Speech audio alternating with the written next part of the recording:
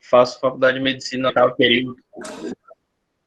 Indo para o nono, se Deus quiser, acabar essa pandemia aí. O Joaquim, ele é presidente da LARDI, que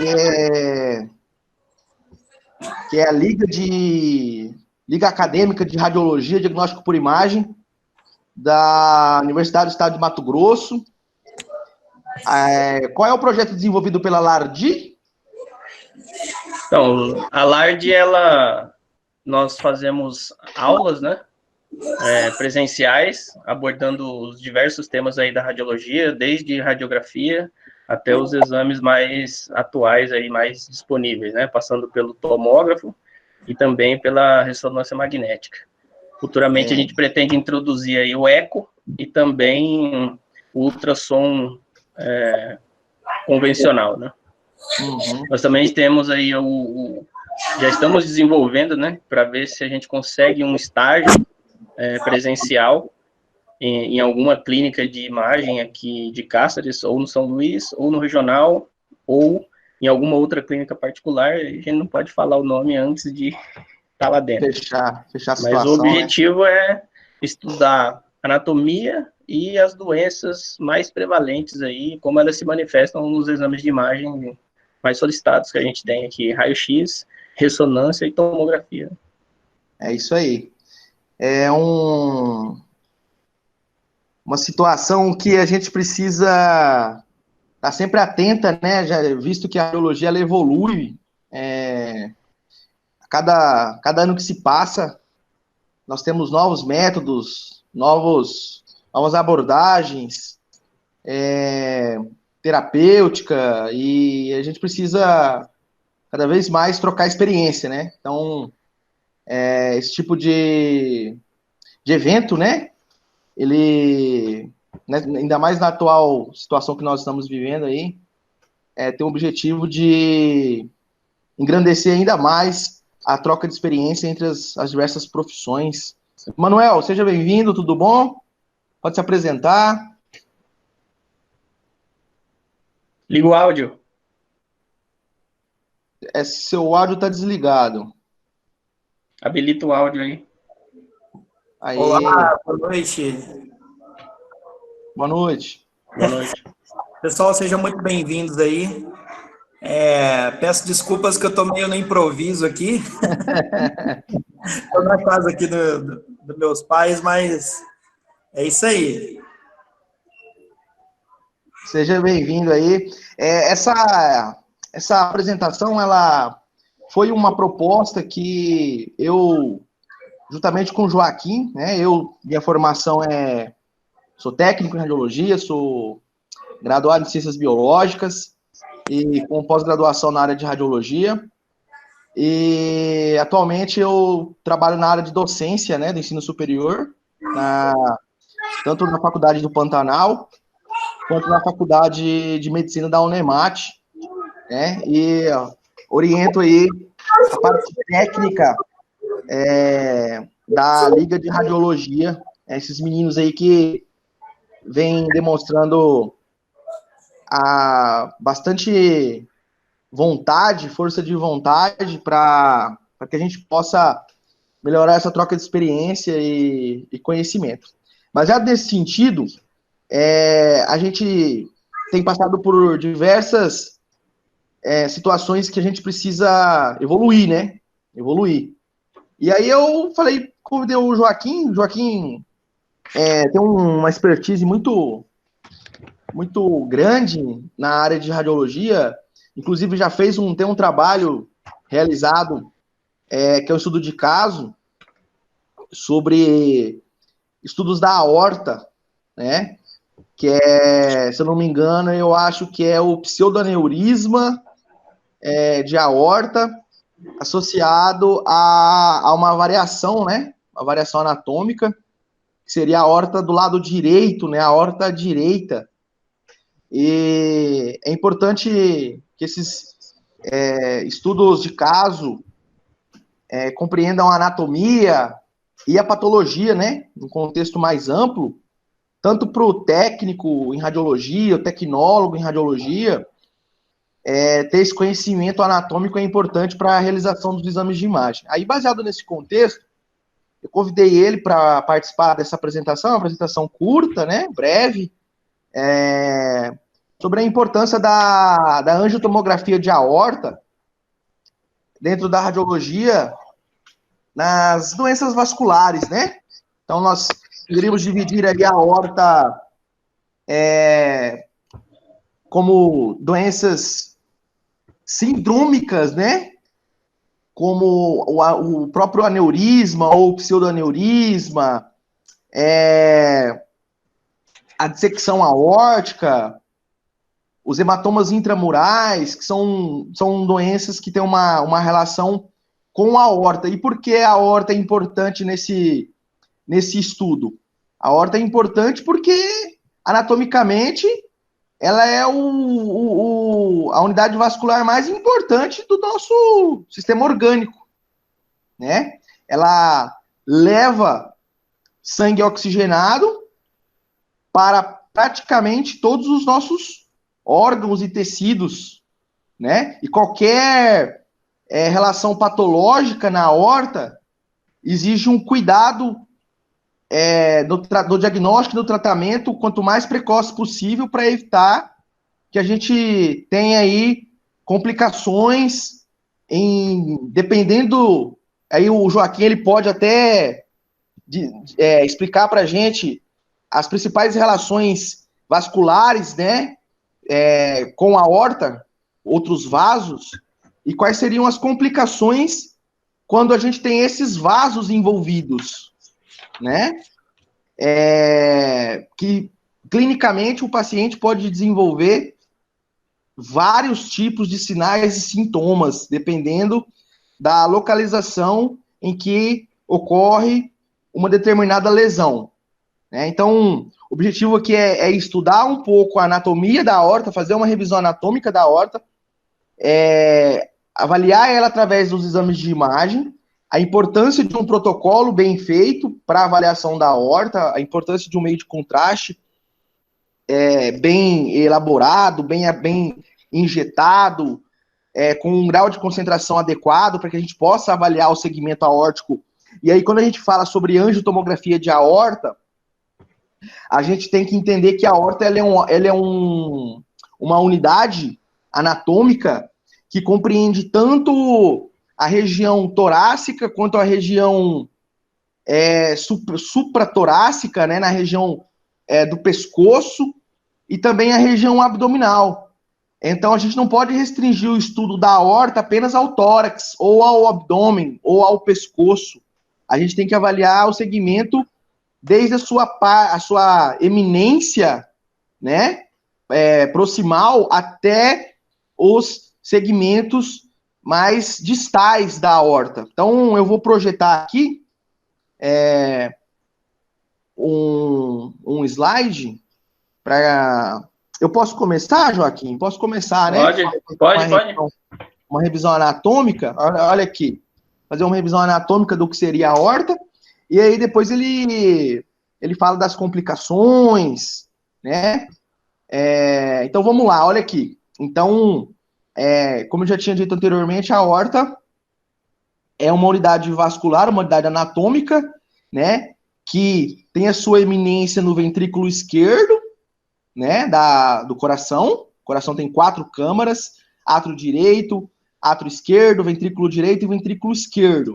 Então, a aorta ela carrega o sangue oxigenado, né, que foi oxigenado pelos pulmões, e vai levar esse sangue oxigenado para os tecidos, né? Então, dependendo de cada topografia ou cada região, ela vai se subdividir em unidades anatômicas menores, né?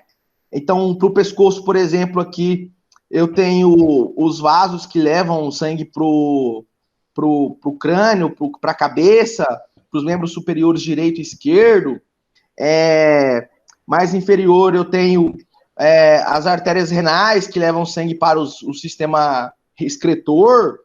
Eu tenho a artéria mesentérica superior que leva sangue oxigenado para todo o intestino. Eu tenho as ilíacas, direita e esquerda, que carregam sangue oxigenado para os membros inferiores, femorais também. Então, o objetivo da aorta é levar o sangue oxigenado, né, para todas as regiões do corpo, né? Então, aqui no início também na raiz aqui, então a gente divide a aorta aqui, ó, em algumas partes, né? Olha só, cada parte está marcada com uma cor. Isso é importante, essa divisão anatômica, porque quando a gente estiver falando sobre exame de imagem e a gente tem uma lesão na aorta, a gente precisa definir essa lesão levando em consideração a sua localização anatômica. Então, por exemplo, aqui em um azulzinho mais claro, eu tenho uma raiz aórtica, né? Então, logo que ela se projeta do ventrículo esquerdo, eu tenho a raiz aórtica, e junto da raiz aórtica eu tenho as coronárias que irrigam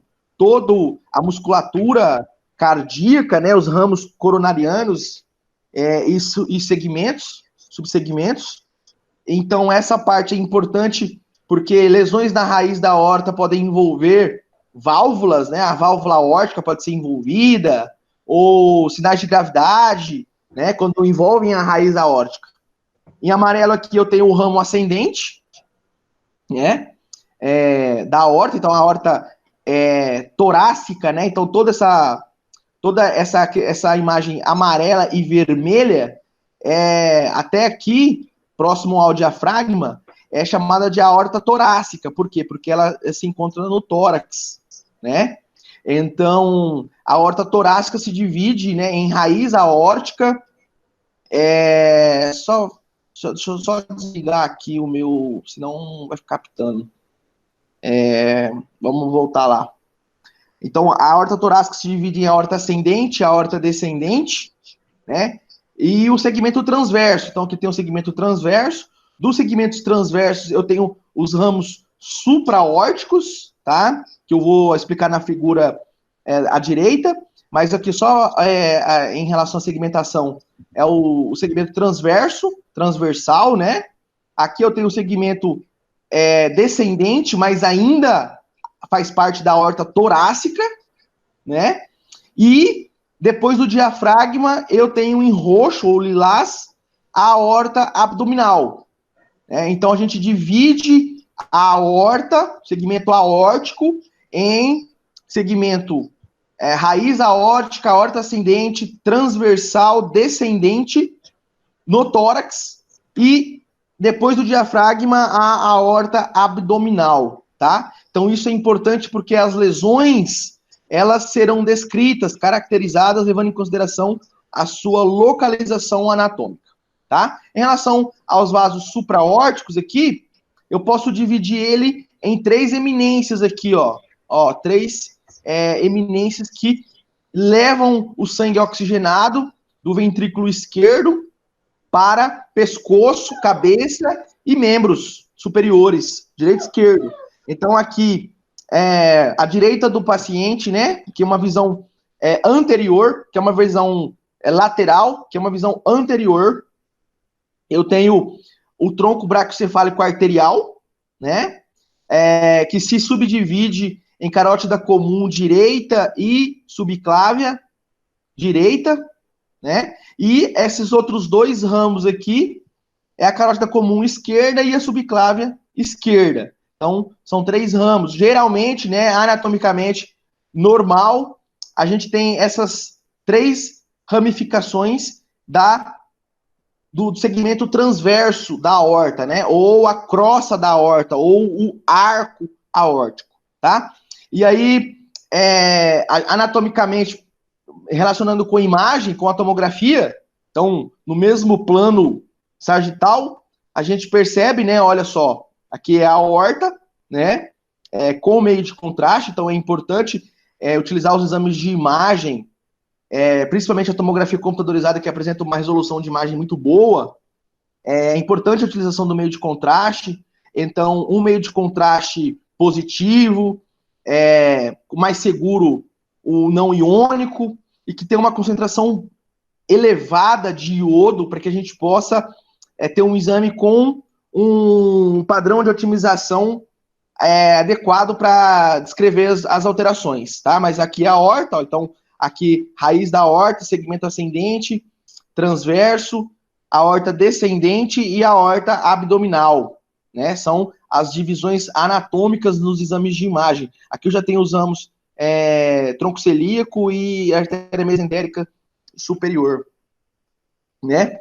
E existem algumas variações anatômicas? Existem algumas variações anatômicas daquilo que eu mostrei anteriormente, né? Que seriam os 3 ramos emergindo do segmento transverso ou a crosta da aorta, né? Porém, existem algumas variações anatômicas que eu posso encontrar. Então, a mais comum, 75% das vezes, eu vou ter no tronco braquicefálico arterial, né? Que se divide em carótida comum direita e subclávia direita, a eminência também da carótida comum esquerda, junto do tronco braquicefálico. Então, é apenas uma variação anatômica, né? E aí, a subclávia esquerda emergindo do próprio tronco, segmento transverso. Essa é a variação mais comum, mas eu posso ter outras variações anatômicas. Só que é importante para a gente reconhecer que quando a gente não encontra na tomografia as 3 eminências, isso não é patológico, isso é uma variação anatômica. A gente tem que tomar cuidado, analisar com cuidado, até porque os cortes são seccionais, né? Então, dependendo da altura, a gente vai achar que isso é uma agenesia ou algo patológico, e não é, tá? É apenas uma variação anatômica. Então, em relação à revisão anatômica, né? A gente precisa saber a função vascular, anatômica vascular, saber a divisão, saber quais são os principais vasos que emergem da aorta, né? Onde que eles carregam, para onde que eles carregam o sangue oxigenado, e aí depois a gente pode relacionar as complicações, né? Quando eu tenho uma dissecção, por exemplo. Então aqui eu vou focar na dissecção, né? O que seria uma dissecção. E Joaquim, você tem mais alguma coisa para acrescentar sobre a revisão anatômica? Gostaria de dizer mais alguma coisa?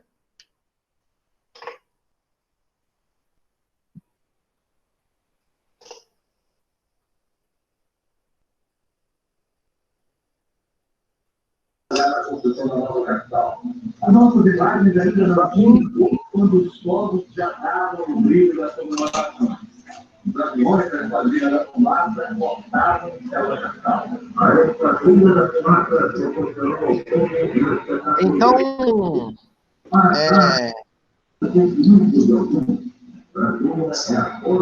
ele travou a internet dele, acho que travou. Então, vamos lá. O que seria uma dissecção, então, né? Dissecção, pessoal, vamos lá, eu vou tentar. Então, imaginemos que aqui eu tenho a aorta, né? O segmento, ó, aórtico, né? E eu vou pegar aqui vou fazer um corte aqui, ó, desse segmento, né? Vou trazer para cá, ó. Aí eu tenho o vaso, né? Desativa o áudio aí, ó. Tá dando interferência. É Diniz, alguma coisa. Isso. Então, vamos imaginar aqui que eu tenho a luz, né, da aorta. Então, aqui eu tenho as células sanguíneas, sangue oxigenado, sangue arterial, né? Esse é o objetivo, carregar esse material para os órgãos e tecidos, né? Só que a aorta, ela tem algumas camadas, né? Então, aqui, a camada mais externa, eu vou chamar ela de adventícia. E aqui eu vou fazer uma outra linha aqui, ó. Peraí, só melhorar essa. Ó, aqui, ó. Uma outra camada aqui, que é a camada média, né? Ó. Ela tem 3 túnicas, tá? 3 túnicas, 3 camadas. E aqui, camada mais interna aqui, ó, seria a íntima, né? Então, olha só. A íntima também você tem aqui algumas estruturas que ajudam na pressão sanguínea, né? A aumentar a pressão sanguínea. Então, essas são as camadas da aorta. Então, as 3 túnicas, né? A adventícia que é externa, a média, que é em vermelho aqui, né? A média. E a interna, a azul, vou colocar em azul, seria a íntima, né? E o que seria uma dissecção? Uma dissecção é quando eu tenho aqui, ó, uma pequena lesão na parede da camada mais interna, né? A íntima, que está em contato com o sangue. E aí, a partir do momento que eu tenho uma lesão, essa lesão ela pode ser caracterizada por enfraquecimento da parede, principalmente pacientes cardiopatas, que têm hipertensão arterial, sistêmica, né? Pacientes mais idosos, pacientes que são tabagistas. Então, esse é o quadro mais típico, né, de um paciente que tem uma dissecção. Então, ele rompe aqui, né? Ele rompe a camada íntima aqui, e o sangue, ele começa a se projetar aqui, ó, entre a camada íntima e a média, né? Fazendo o que a gente chama de luz, uma outra luz, né? Porque eu tinha uma luz, né? Eu tinha uma luz, que é a luz verdadeira, e aí depois eu tenho uma luz falsa, né? Um lúmen falso. Ó, aqui tá a camada adventícia, né? Mais externa. E aqui.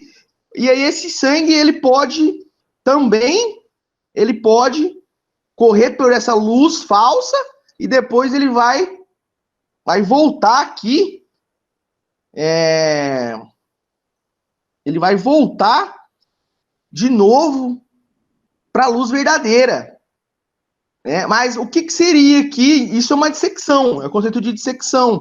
Né? O que pode acontecer aqui? Ó, quando ele pode romper, né? Ele pode romper todas as camadas.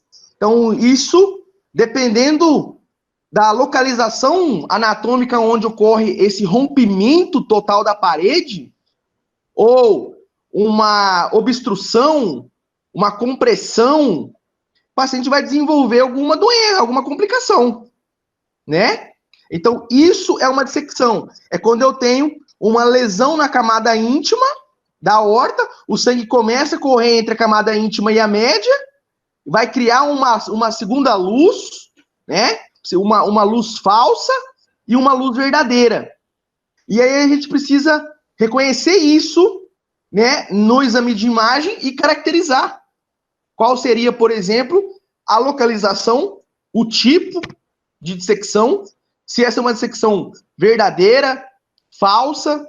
Por quê? Porque o tratamento, a urgência terapêutica, a abordagem terapêutica como emergência cardiovascular, vai se caracterizar pelo tipo, né, pela classificação dessa lesão, certo? Então, isso é uma dissecção. Então, dissecção é o rompimento, né, patológico de uma das camadas, a camada mais íntima da aorta, criando uma luz falsa, né, entre o segmento aórtico. Tá bom? Então, isso é a definição. Anatomicamente, fazendo um corte transversal, eu vejo a aorta mais ou menos assim, ó. Né? Ó, o sangue e um corte transversal, um corte axial. Então, essa é a luz verdadeira. Aí, quando eu tenho uma lesão na parede, eu vou ter isso aqui, ó. Ó, duas luzes. Então, aqui é a luz verdadeira, onde o sangue está correndo, que seria essa aqui, ó. Essa aqui, né, a luz verdadeira. E aqui, essa outra camada, a luz falsa, né? Seria aonde foi dissecado. Seria essa aqui, certo? Então, o objetivo da tomografia é fazer o diagnóstico. Então, vamos lá agora. Vou exemplificar isso através de um caso clínico, tá? facilita o entendimento, facilita a compreensão. Então, porque relaciona todas as possíveis causas para que a gente tenha essa hipótese diagnóstica lançada como principal hipótese. Então, paciente do sexo feminino, 66 anos de idade, admitida na unidade de emergência com dor torácica. Então, o paciente chega na unidade de pronto atendimento, na unidade hospitalar, com uma dor torácica, uma dor aguda, uma dor intensa, tá? Não é uma dor crônica, uma dor arrastada, não, é uma dor intensa. Ela é do tipo lancinante, tá? Esse conceito lancinante é como se fosse uma dor enfacada, uma dor de 10, né? Ela é 10 de intensidade de dor. E essa dor, ela pode irradiar para as costas, né? Então, dependendo, novamente, da localização da dissecção, ela pode irradiar para a região dorsal. Mas, isso aqui é importante, ó. O paciente tem uma arritmia de pulso, né? Nesse caso aqui, a arritmia de pulso é a diferença da frequência, né, cardíaca em um dos membros. Por quê? Porque dependendo de onde ocorreu essa obstrução, essa compressão da luz, esse paciente vai ter um pulso do lado direito diferente do lado esquerdo. Certo? E em relação à história desse paciente, uma paciente tabagista, uma paciente que fumou a vida inteira, né, tabagista de longa data, paciente tem hipertensão e também diabetes. Né? E importante, uma dor torácica, a gente precisa caracterizar se essa dor torácica tem origem cardiovascular, se é um infarto agudo do miocárdio, ou se é um tromboembolismo, ou se é uma dissecção, um aneurisma. A gente começa descartando, né? Então, descartou aqui, o eletrocardiograma dela é normal, ou seja, descartou o infarto agudo do miocárdio. Além disso, também, não houve liberação de enzimas, né? Joaquim, você pode até explicar melhor para a gente como é que funciona essa liberação enzimática quando a gente tem um infarto agudo, uma hipóxia, né? A nível da parede do ventrículo esquerdo, do miocárdio. Então, esse caso aí é um caso de livro, parece, né? Caso clínico de livro. Porque, assim, é uma paciente que, pelo menos, ela refere dor torácica do tipo lancinante, geralmente esse termo aí é para referir a dor retroesternal, né? E irradiando para o dorso é o que a gente vê em livro. Então, o quadro clínico típico de uma dissecção aguda é uma dor torácica retroesternal que pode irradiar para o dorso e, eventualmente, para a região tóraco-lombar, né? O principal fator de risco que a gente vê aí é a hipertensão, porque o tabagismo, ele é um fator de risco mais para aneurisma. E a diabetes, ela é um fator de risco para aterosclerose, e a aterosclerose é que é um fator de risco para dissecção, né? Então, não é um fator de risco direto. Mas é importante a gente marcar essas informações, né? O tabagismo é fator de risco para aneurisma, é o primeiro. Para aneurisma, né? Então, e a diabetes para aterosclerose. Isso, e a aterosclerose é que seria um dos fatores de risco da dissecção. Exato. Isso. O ECG normal é o que se encontra aí numa dissecção, a menos que você tenha já uma evolução para um IAM, né? Se a gente falar aí de uma dissecção proximal, né, atingindo a raiz da aorta, aí a gente pode ter tanto uma insuficiência da válvula aórtica, como também manifestar um IAM por alguma possível oclusão de um dos ósteos das coronárias, né? Dependendo da dimensão dessa dissecção, se vai formar um aneurisma junto, uma dilatação aí dessa área, vai depender. A alteração da liberação de enzimas, ela é mais ligada ao infarto, porque após o infarto isquêmico, né, você começa a ter morte celular, você começa a ter liberação enzimática na corrente sanguínea. Então, se a gente fosse falar de dissecção, o que deveria ser mais visto aqui era um pedido de dedímero, mas o dedímero se altera por diversos fatores, né? O dedímero não é... Ele não é um Ele é, na verdade, exame... mais um fator preditivo negativo, principalmente para TEP, né? Você suspeita de TEP... E em qualquer ação, sim, onde você tenha um possível evento de coagulação, você vai ter um dedímero alterado. E o IAM, o que dá para fazer aqui é um diagnóstico de exclusão que ela não tem um IAM decorrente dessa dissecção, né, já que ela não tem essa liberação enzimática. Geralmente se faz aí a troponina, né, que é o mais específico, aí, o exame que prediz melhor um possível IAM, né? É isso aí.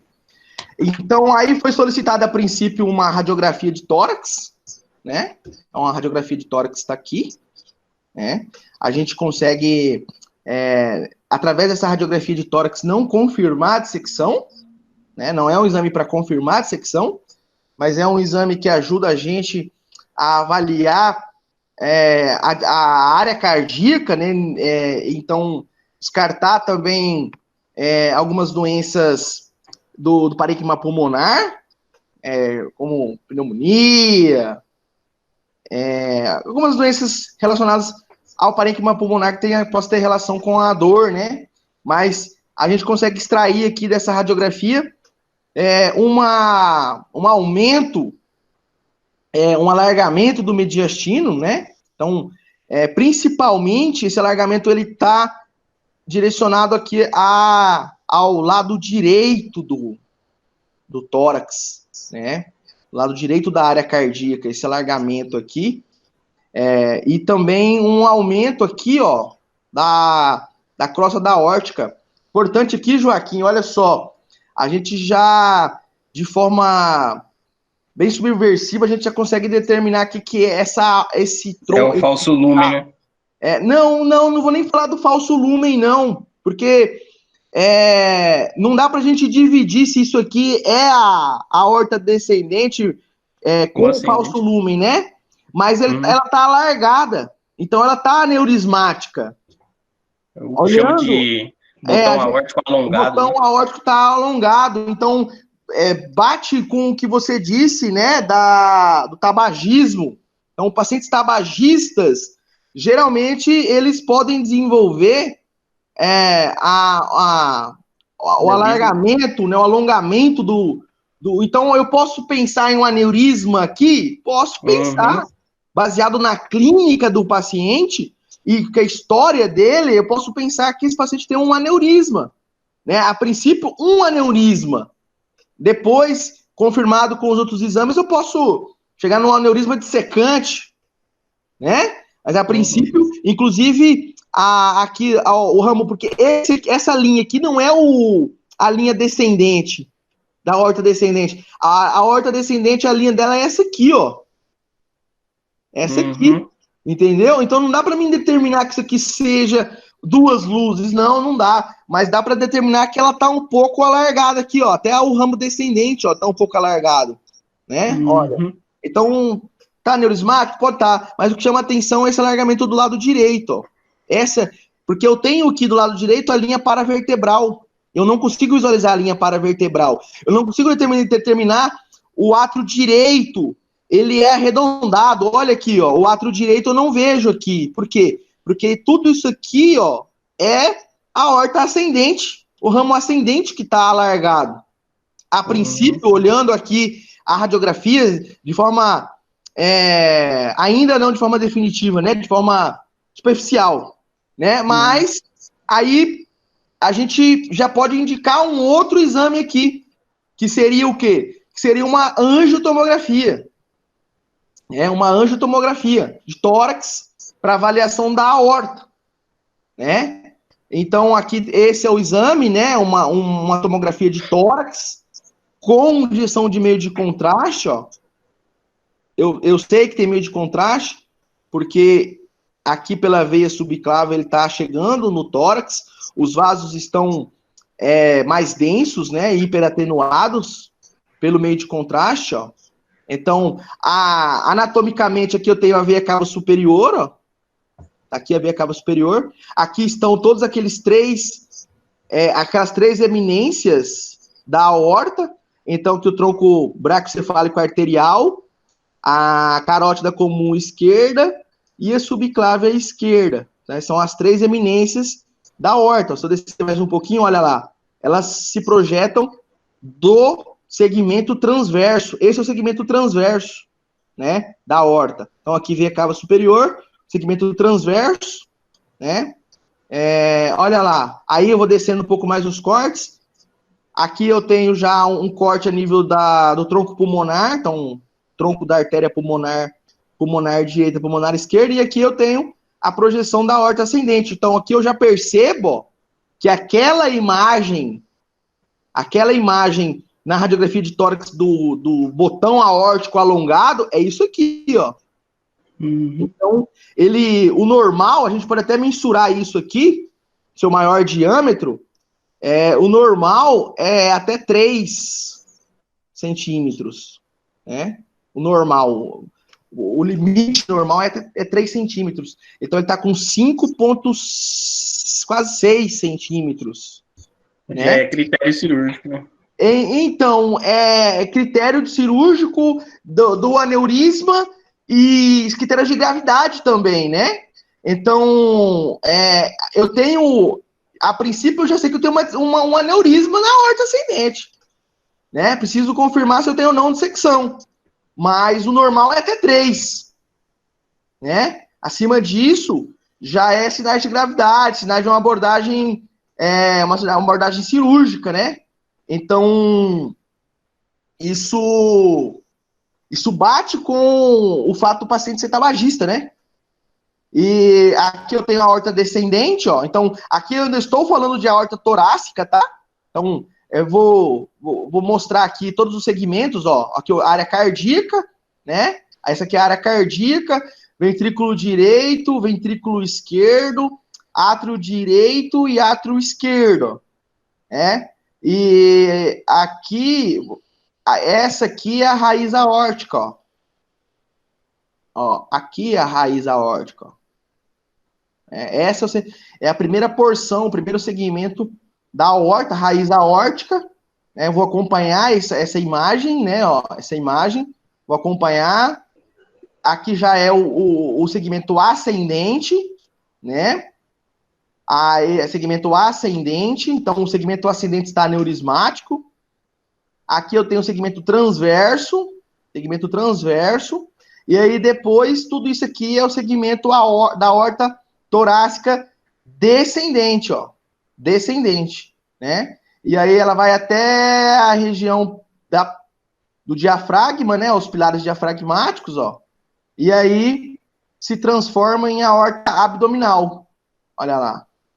Então, aorta abdominal, né, essa região aqui, né? Esse exame poderia ser otimizado? Poderia ser otimizado. A gente percebe que ele tem pouco meio de contraste, tá? É um paciente que tem um sobrepeso, ele está em sobrepeso, né?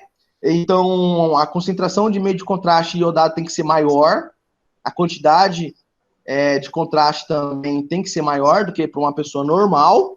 Então, poderia otimizar melhor esse exame com meio de contraste, tá? Mas eu consigo extrair aqui informações úteis, né? Então, eu tenho um aneurisma da aorta ascendente, aí eu posso procurar por calcificações? Posso procurar, ó. Ó, eu tenho calcificações também, ó.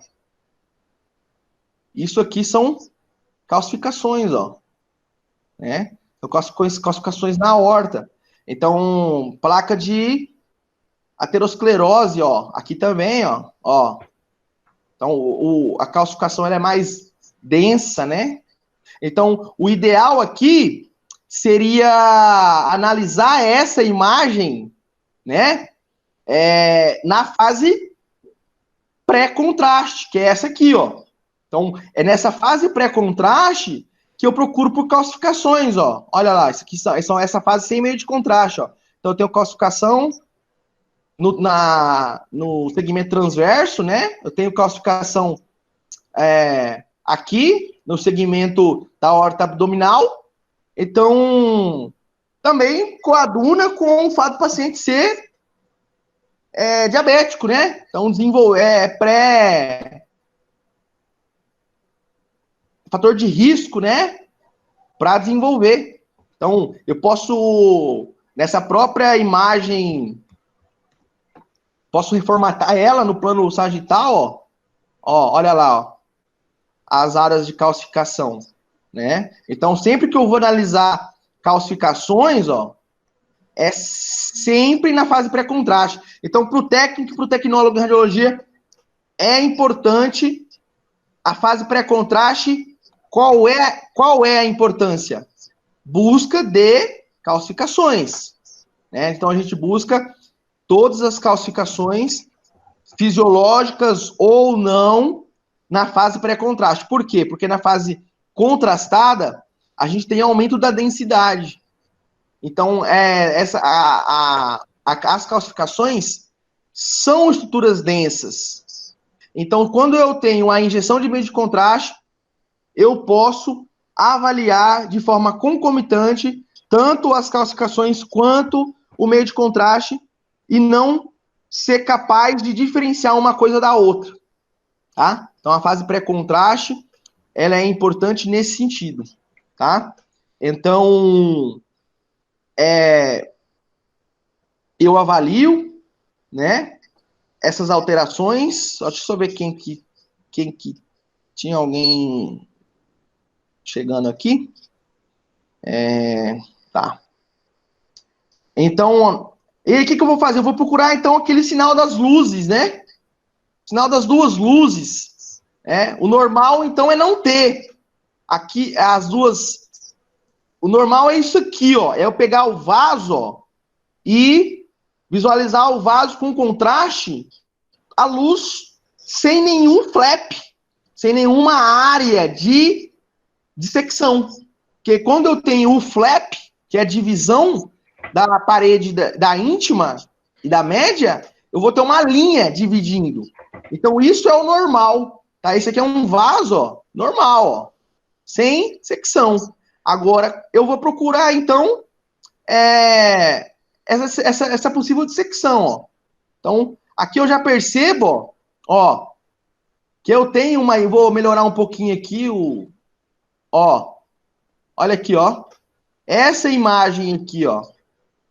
Este é o flap intimal, que divide as duas luzes, a luz verdadeira da luz falsa, ó.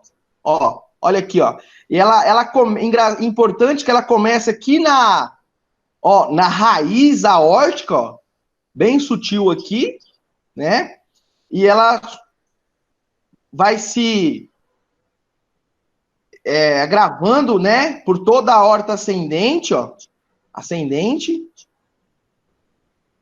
passa pelo segmento transverso, ó, da aorta, crosta da aorta, e continua descendo aqui, ó, para a aorta torácica descendente, né? Olha lá, olha aqui, ó. Então, é uma dissecção que envolve toda a extensão aórtica, né? Uma dissecção. E aí, a gente precisa, através do exame de imagem, primeiro fazer o diagnóstico disso, né? Dessa lesão. Então o paciente tem um aneurisma dissecante. Ele tem a associação entre um aneurisma, que é uma dilatação, e uma dissecção, que é uma segunda luz. E a gente precisa caracterizar, então, qual né, dessas luzes aqui é a verdadeira, qual é a falsa, e a localização. Então, Joaquim, qual que é a classificação que a gente utiliza para diferenciar anatomicamente, né, o tipo de dissecção? Então, existem duas classificações, né? A classificação de Stanford e a classificação de Debeck. Uhum. Para a clínica, a classificação de Stanford é a mais utilizada, porque ele divide aí pela manifestação clínica, né? Enquanto no tipo A, a gente tem aí uma dor retroesternal súbita, né? Que tem uma forte intensidade, de 10 em 10, ela migra para o dorso torácico, isso significa que está evoluindo da parte proximal da raiz para a porção torácica, e ela pode migrar depois, posteriormente, para a parte lombar, ou seja, é uma dissecção que está se alongando, né? Isso mostra que a dissecção, ela, na clínica, é uma possível dissecção proximal e que está se estendendo para distal. Na clínica, a diferença para a do tipo B é que a do tipo B, ela já inicia com uma dor torácica dorsal, uma vez que não tem um acometimento proximal. Então, a dor retroesternal, ela é excluída dessa parte, né? Lembrar que eu tenho o externo aqui, ó. Então, quando ele fala dor retroesternal, é porque, olha aqui, ó. Eu tenho o externo e é uma dor justaposta, né? À região posterior do externo. Isso. Além do fato também de ela pode evoluir para a região lombar, mas a dor não vai se iniciar retroesternal. E além de um outro fato, que a dissecção do tipo B, ela é mais caracterizada como uma dor subaguda, né? O surgimento da dor não é tão abrupto quanto a do tipo A. Por isso que a gente utiliza mais a classificação de Stanford, né? Que ela é a mais utilizada. E aí a classificação de Debeck, ele traz por segmentação, né? Proximal, transverso, descendente, né? Ele faz uma outra subdivisão, mas pelo menos o que a gente mais trata lá é mais sobre a classificação de Stanford. Stanford, né? Ela é a mais útil. Então, eu até trouxe aqui, ó, a gente comentando aqui, poderia explicar. Stanford é a mais comum, então Isso. Ela comete o segmento ascendente, ó. Então, eu posso ter dois tipos de Stanford, mas todas elas acometem o segmento proximal. Isso. A Stanford, ela leva em consideração o segmento proximal, independente de onde esteja o orifício da lesão, né? Tem que acometer a parte proximal. É até um fator de risco para a dissecção B, é quando ela tem uma progressão retrógrada, né? Você tem uma dissecção que inicia após a subclávia, e aí, por ação retrógrada, ela começa a atingir primeiro o arco e depois ela vai para a parte descendente, né? Um dos fatores de agravo para intervenção cirúrgica imediata. Sobre as complicações, eu acho que eu posso projetar aqui aquele slide que você me passou. Acho que vai ser mais didático, né? Mais didático. Ele está abrindo aqui, ó.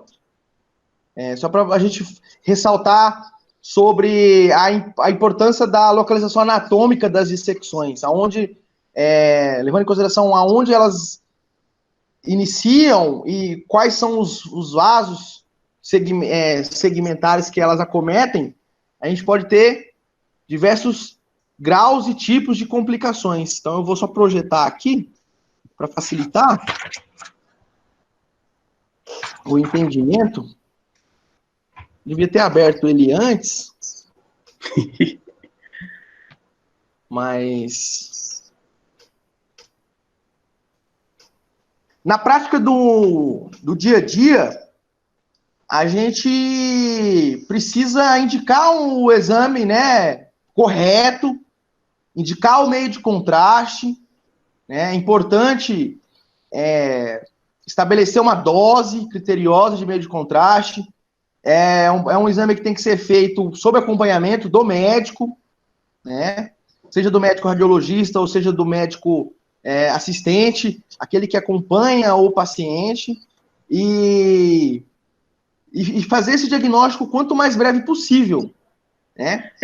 Nessa questão dos exames é até importante, porque assim, tem o itinerário terapêutico, né? Que é uma coisa que está muito mais presente, assim, mais característico no SUS.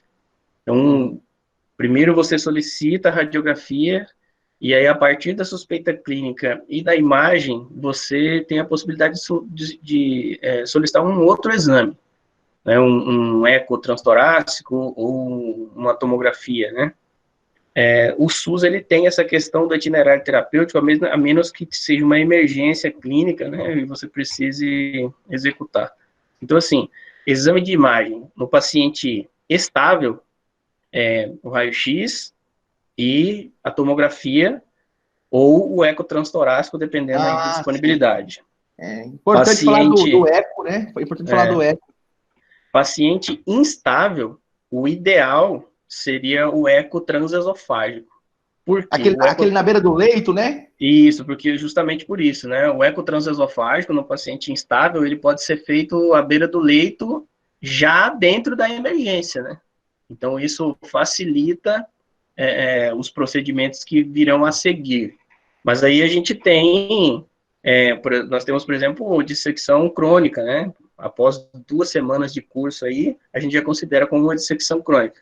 A gente teria a possibilidade até de uma angiorressonância nesses casos, né? Em casos mais crônicos. No caso crônico, o tempo é o que determina, porque para você fazer uma angiorressonância demanda um tempo de exame maior. Então, um paciente crítico, você não vai colocar ele para fazer um exame desse. Mas a tomografia, a angiotomografia, ela é mais sensível e mais específica, né? Ela tem uma sensibilidade aí variando em torno de 95% e de especificidade de até 100%. Então, o exame, depois do raio-x nesse itinerário terapêutico, é o exame preferível, a menos que o paciente apresente uma instabilidade hemodinâmica. Certo. E a questão desse exame, o eco, ele fica a critério do médico emergencista ou qual que seria a atribuição médica nesse sentido? Qual que seria o eco transtorácico, ele vai mais pela disponibilidade, né? Se você tem o eco, pessoal, eu não sei te falar isso se faz parte de um protocolo de emergência, mas o que a gente vê na prática é que o eco, talvez ele seja mais disponível do que a tomografia, o eco transtorácico. E o eco transesofágico, ele se reserva mais nas situações de instabilidade hemodinâmica. Então, o paciente instável, com sinal de gravidade, o transesofágico é melhor porque já faz a beira do leito, né? Você já em relação à tomografia, o que eu posso dizer sobre protocolo é que a gente precisa utilizar um meio de contraste iodado. Se a gente tiver condições de escolher... prepara a sua apresentação para você projetar aqui, que a minha não vai abrir, não. Travou aí? Travou. E só enquanto eu termino aqui, esse raciocínio, a tomografia computadorizada. Então, a tomografia computadorizada, o que a gente pensa? Um tomógrafo multi-slice, um tomógrafo que seja no mínimo de 16 canais, um tomógrafo rápido, um tomógrafo que a gente consegue avaliar todo o segmento aórtico, né? Desde a porção proximal até a porção distal.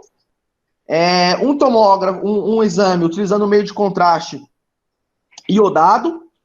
Se a gente conseguir caracterizar, né, se o paciente tem histórico ou não, reações alérgicas ou não, meio de contraste, se a gente conseguir, pode usar o não iônico, mas se a gente não conseguir, escolhe o iônico, né, para utilização, o não iônico, que é mais seguro, e em relação ao protocolo, se a gente conseguir, se a gente tiver à disposição como monitorar o contraste, beleza, a gente monitora ele depois da artéria pulmonar, do tronco da artéria pulmonar, porque aí eu vou ter o segmento, o contraste chegando na aorta.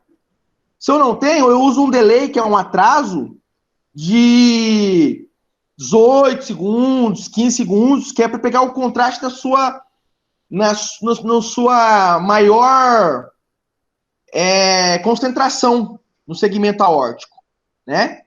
E avaliar, e em relação à formatação, todo o segmento aórtico, do começo, da raiz aórtica até, se possível, as femorais, né?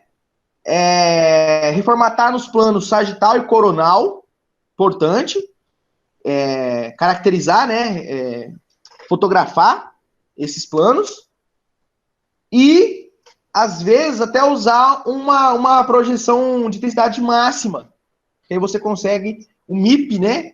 Que é um algoritmo de reformatação que facilita a visualização das possíveis os possíveis achados que vão ajudar a gente a caracterizar se é onde é a luz verdadeira e onde é a luz falsa, que eu ainda vou dizer isso mais adiante. Mas, a princípio, vamos falar sobre essas complicações. Vou deixar isso aqui a cargo do Joaquim.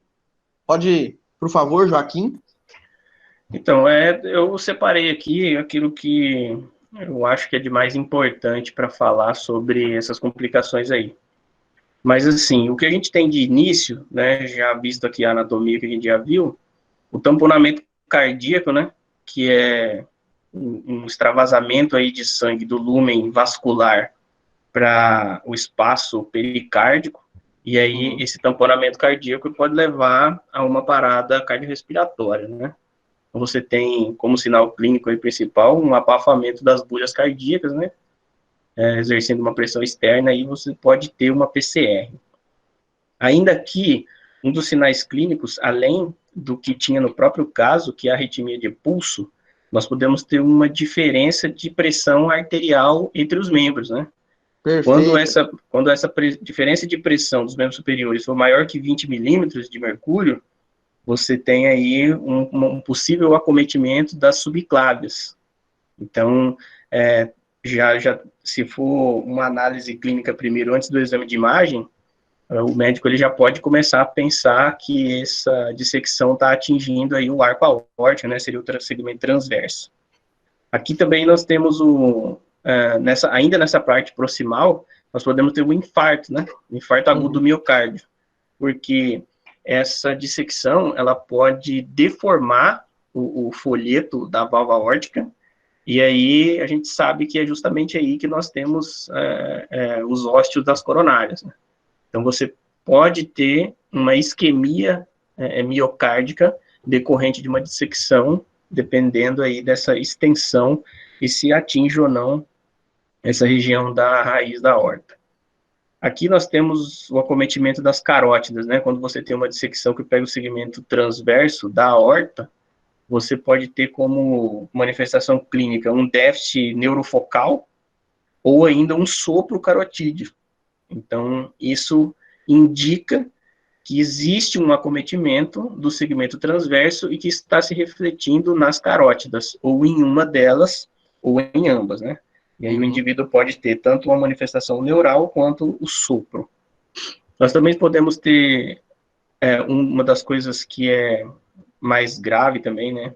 Que é a hipertensão renovascular, que é por conta quando essa dissecção atinge aí a aorta abdominal e você tem uma alteração na pressão sanguínea dentro das artérias renais.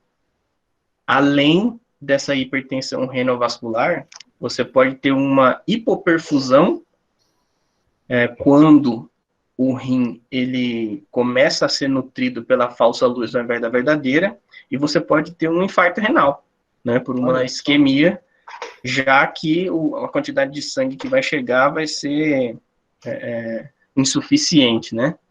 Além disso, nós podemos ter aí o acidente vascular isquêmico, né? Uma vez que uma dissecção ela pode formar trombos, né? Microtrombos ou trombos maiores. Se você tem um microtrombo que migra para a circulação cerebral, você pode ter um AVE isquêmico, né? E se você tem um trombo maior, tanto pode causar uma trombose, pode levar uma trombose de um vaso maior, de mesentérica ou de ilíaca, né, dependendo do tamanho desse trombo. Ou você pode ter uma trombose mais distal, né, você pode ter uma trombose de membro, por exemplo, de membro inferior, se esse trombo for um pouco menor. Mas quando a gente pensa nesse microtrombo, aí a gente está falando de o AVE isquêmico, né? E a neuropatia periférica, ela é decorrente da isquemia dos nervos periféricos, né? Já que a circulação ela fica comprometida. Aqui é só uma ilustração, o pessoal vê o tratamento como é feito, né?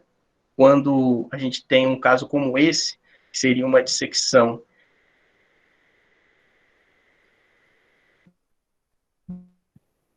ovulado, né? Porque então, consequentemente, você acaba retirando a válvula, né, o anel valvar, toda essa estrutura. Então, utiliza-se aí, quando o paciente é jovem, utiliza-se o tubo valvulado com válvula metálica, né? Ou sintética, porque assim você não precisa refazer. Aqui embaixo a gente tem aí uma prótese com uma válvula biológica. O prejuízo da válvula biológica é que aproximadamente em 10 anos ela degenera e você precisa fazer outra cirurgia. Então, por isso que os jovens utilizam mais o tubo valvulado sintético. E aqui é mais ou menos como que ficaria a cirurgia ao final, né? Depois da troca desse tubo. Lembrando que aqui na imagem a gente está vendo um tubo só proximal, mas o tamanho, a extensão desse tubo depende do tamanho da dissecção. Então, ele pode sair aqui da parte proximal e ir lá até a parte descendente da aorta torácica, né? Vai depender tudo da extensão. E aqui é uma técnica aí já mais apurada, né, moderna, que é a prótese endovascular. Então, nós temos aí o tratamento intervencionista, que seria a cirurgia intervencionista, não, o cirúrgico, que é a cirurgia aberta, e esse aqui que a gente chama de intervencionista, né, que seria uma endoprótese. E aí essa endoprótese ela não precisa ser feita de peito aberto, né, que a gente diria. Colocado uma prótese interna, né, por dentro do vaso, você não precisa fazer a excisão do vaso. Você coloca a endoprótese por dentro, mantém a estrutura do vaso, só faz esse revestimento aí com essa endoprótese. Maravilha, né? São exames, exames cada vez mais otimizados, né? E abordagens também menos invasivas.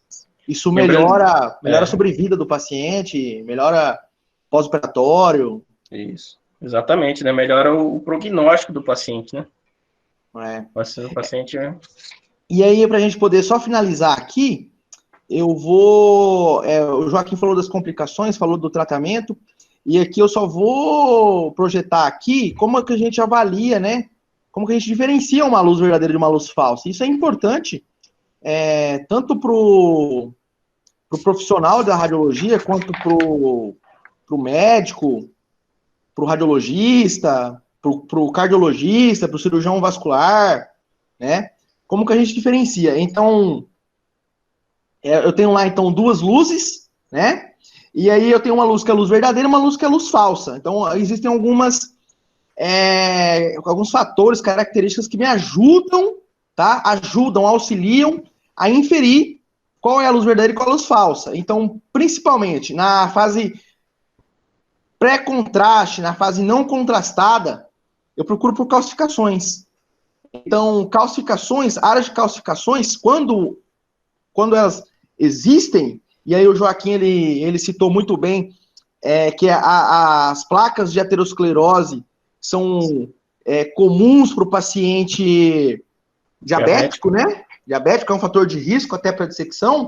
Então, é até relativamente comum e frequente que a gente encontre calcificações. Então, nesse paciente que a gente discutiu, a gente tem calcificações. Então, as calcificações crônicas, né, elas geralmente são frequentes e relacionadas com a luz verdadeira, que é a luz, o lúmen, onde o sangue passa, né, ele percorre a área anatômica normal.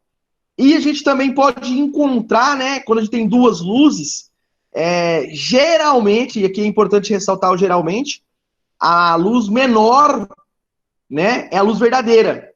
Isso porque eu falo geralmente? Porque geralmente a luz verdadeira é menor e eu já tenho sinais e sintomas, entendeu? Então, essa compressão da luz falsa sobre a luz verdadeira já vai refletir em sinais e sintomas. Então, geralmente, quando a gente faz o diagnóstico em um paciente com sinais e sintomas, ele já tem sinais de complicação por compressão. Então, geralmente, né, a luz verdadeira, ela é a luz falsa. Ela é menor do que a luz falsa, né? Porque eu já tenho sinais e sintomas, tá? Mas nem sempre isso tem que ser levado a cabo. A gente precisa extrair mais informações do exame. Então, a luz falsa, geralmente o contraste ele é tardio, né? Ele é tardio, por quê? Porque eu tenho, posso ter trombo, eu posso ter uma dificuldade do contraste passar por esse flap intimal, então ele demora um pouco mais a passar. Então, ele vai ter diferenças de atenuação. tá? Então, geralmente também na luz falsa o contraste é tardio. E onde eu tenho trombo, eu possivelmente estou diante de uma luz falsa, né? E também alguns sinais, como o sinal da cunha em torno da luz verdadeira, que é o sinal do bico, né? E existem também mais 2 sinais aqui, que são sinais da luz falsa, que é esse sinal aqui, ó. Então eu tenho 2 luzes, né? Uma das luzes eu tenho como se fosse várias ramificações, ó. Né? Então, o sinal da teia de aranha. Então, essa aqui é a luz falsa, né? É um sinal característico da luz falsa. Sinal que eu tenho várias ramificações de contraste passando pela... Então, isso aqui é sinal de que a íntima, né? Que a túnica... a túnica interna, a íntima, ela se degradou. Então, eu vou ter o contraste passando por várias degradações da íntima, tá? E eu também posso ter esse sinal aqui, ó, que é o sinal, eu tenho aqui, ó, a luz verdadeira, né? Essa aqui é a luz falsa, e a luz falsa se dividiu em 2, ó. Então, essas 2 subdivisões aqui compreendem a luz falsa. E aí ele forma um sinal, né, que é um sinal que a gente, na prática do dia a dia, chama de sinal Mercedes-Benz, ó. Parece esse sinal aqui que você tem a divisão das luzes falsas em 2 luzes. E aqui a luz verdadeira. E aqui eu também posso extrair que, olha, o contraste, ele é mais tardio na luz falsa, ó. Então, na luz verdadeira, mais concentrado, na fase arterial, e aqui ele é mais tardio, vai passar a sua concentração maior aqui depois, né? Então, isso ajuda a gente caracterizar as luzes. E aqui o sinal do bico, ó. O sinal do bico, que é o sinal do ângulo agudo, que é esse sinal aqui, ó. Então, eu tenho a luz verdadeira, a luz falsa é compreendida como um bico. Então, esse bicozinho aqui, ó, ele é característico da luz falsa, né? Então, olha aqui, ó, a luz verdadeira está calcificada, tem calcificações, né? E a luz falsa, ela formou um bico. Então, baseado nessas informações, fica fácil aqui a gente olhar o exame e bater o martelo. Ah, eu tô diante, então, de um aneurisma dissecante, né? Pegou classificado em Stanford A, porque compreende tanto o segmento ascendente quanto o segmento descendente, né? Poderia não cometer o descendente, e seria Stanford A também, mas Stanford A de ascendente. Então, pegou o segmento ascendente, né, da aorta. E aqui fica fácil, ó. Eu quero caracterizar as luzes, ó. Olha, então, aqui eu tenho, isso aqui é um trombo mural. Então, um trombo mural, característico da luz falsa, né? A luz verdadeira pode ser menor, então, é menor aqui. O que mais? O sinal do bico, ó. Então eu vejo aqui, ó, formou um bico aqui, ó, formou um bico, ó. Sinal do bico é um sinal característico da luz falsa. E aqui eu procuro calcificação, ó. Então tem calcificação, ó, olha lá, calcificação aqui, então essa é a luz verdadeira. Então essa é a luz verdadeira, essa é a luz falsa. Então seguindo, ó, luz verdadeira, luz falsa. Vou subindo, ó, luz verdadeira, ó, a calcificação da luz verdadeira, e essa aqui é a luz falsa, ó. Então, ficou fácil da gente, ó, o bico, o sinal do bico aqui, ó. Então, ficou fácil caracterizar quais são as luzes verdadeiras e falsas na dissecção. Então, a gente, nessa pequena apresentação, de forma resumida, a gente conseguiu caracterizar anatomicamente a aorta, né? Dividiu ela em segmentos. A gente caracterizou a importância da angiotomografia de tórax para avaliação da aorta. A gente também caracterizou a classificação que a gente utiliza para determinar sinais de gravidade, sinais e sintomas, Stanford, né? Classificação de Stanford. E como a gente diferencia as luzes. E isso é importante por quê? Porque vai impactar no tratamento, né? Se é o tratamento por endoprótese, são tratamentos de cirurgia aberta, entendeu? Então, a importância dos exames de tomografia, as angiotomografias, para avaliação da aorta, nesse sentido, as dissecções têm esse objetivo. Joaquim?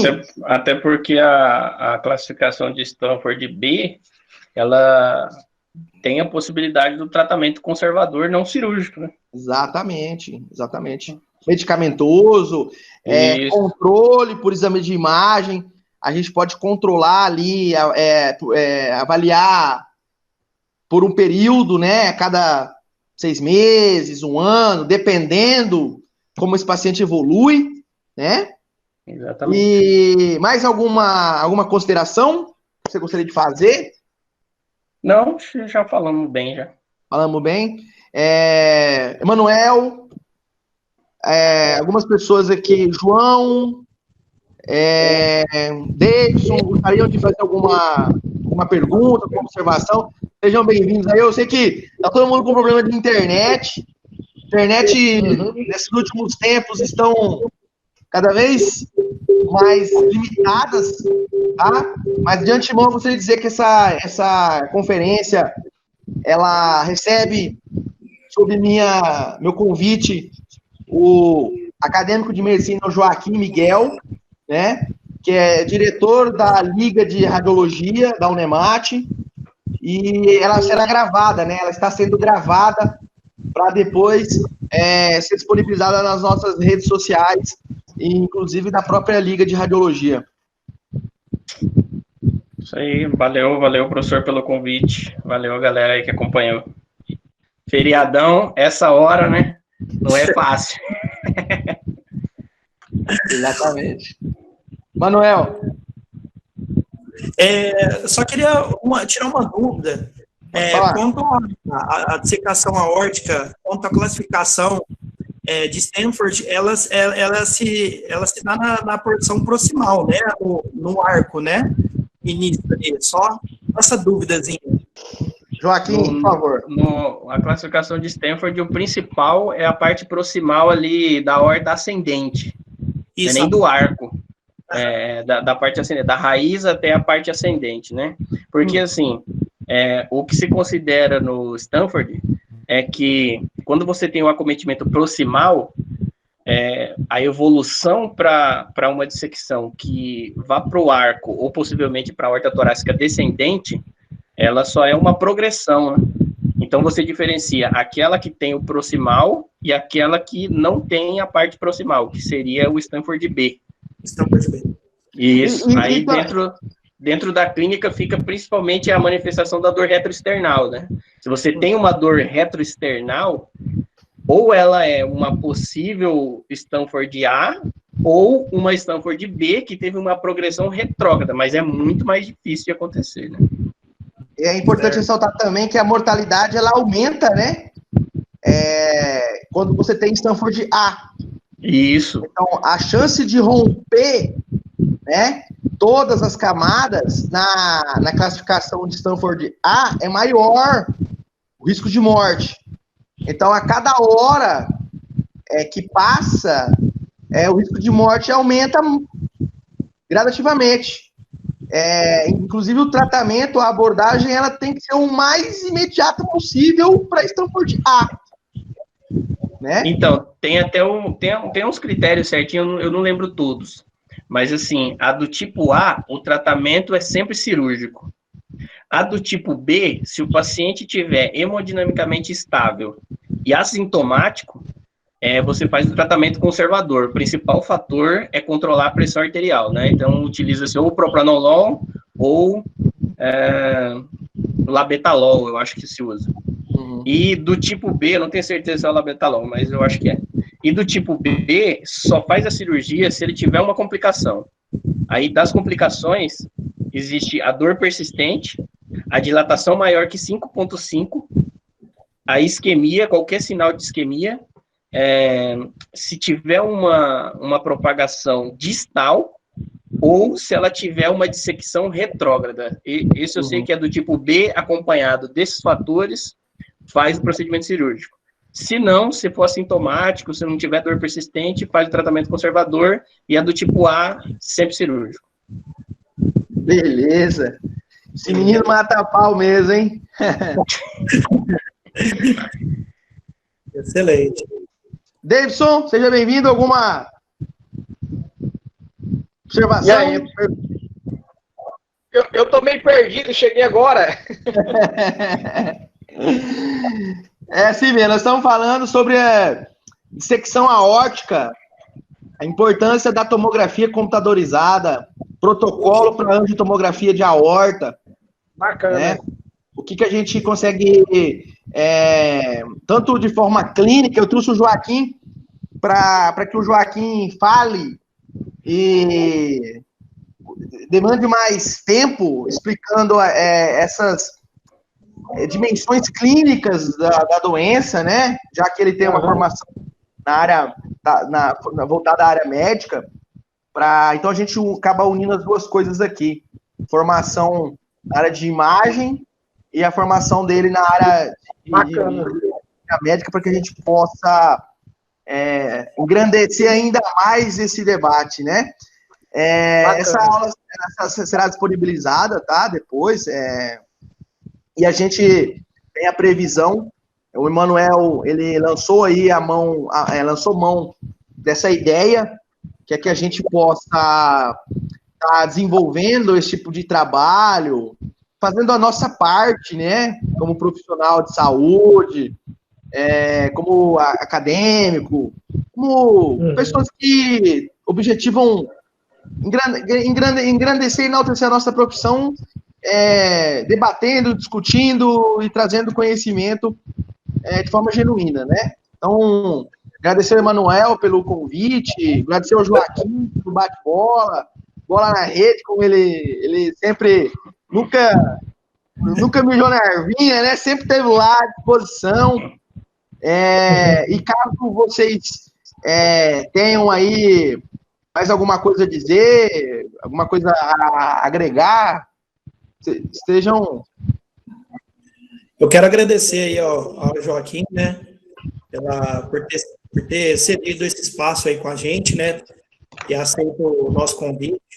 Eu acredito que isso é algo importante, né, a fim de difundir o conhecimento, levar o conhecimento de forma democrática, né, e a gente fica muito feliz com isso, né, essa realização desse trabalho inicial. A gente vai fazendo de formiguinha, vamos, né, tentando aí fazer o máximo possível, né, para trazer a qualidade, né, o conteúdo de qualidade aí, levando, né, o conhecimento adiante aí de forma democrática. Então, agradeço mais uma vez aí, muito obrigado, né, por esse conhecimento, por essa aula excelente aí, o Diego, né, também, e é isso aí, quero agradecer aí mais uma vez, tá bom? A todos que participaram aí, que esteve com a gente, né, desculpa aí o improviso aqui, né? Estou na casa dos meus pais, mas eu agradeço aí de coração mesmo, para dar um pai. Davidson, se você quiser convidar a gente para participar lá do seu projeto também, tá? Estamos à disposição aí, para trocar experiência e discutir caso clínico. Eita, e aí sim, hein? Quero parabenizar vocês pela essa iniciativa, né? Bastante bacana aí. Difundir a radiologia para o Brasil afora, né? Isso aí. Exatamente. Isso aí. João Pires, o microfone está liberado, se quiser fazer alguma consideração.